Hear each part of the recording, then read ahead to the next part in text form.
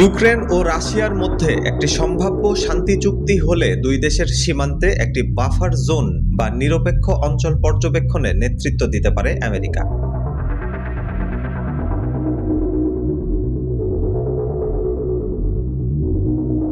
আর সেখানে বাংলাদেশ ও সৌদি আরবের মতো দেশ থেকে সেনা মোতায়েনের পরিকল্পনা করছে দেশটি।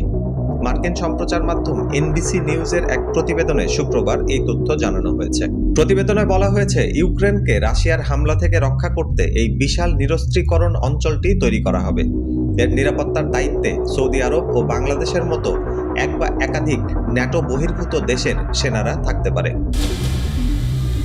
প্রেসিডেন্ট ডোনাল্ড ট্রাম্প দ্রুত এই সংঘাতের অবসান ঘটানো ও দুই দেশের প্রেসিডেন্টের মধ্যে সরাসরি বৈঠক আয়োজন করার বিষয়ে আরও হতাশ হয়ে পড়ছেন। গত মাসে ট্রাম্প আলাস্কায় রুশ প্রেসিডেন্ট ভ্লাদিমির পুতিনের সঙ্গে এক শীর্ষ সম্মেলনে অংশ নিয়েছিলেন, কিন্তু এখন পর্যন্ত যুদ্ধ শেষ করতে মস্কোর শর্ত শিথিল করার কোনো লক্ষণ দেখা যাচ্ছে না। হাসান অয়ন, উইকলি ইনকিলাব।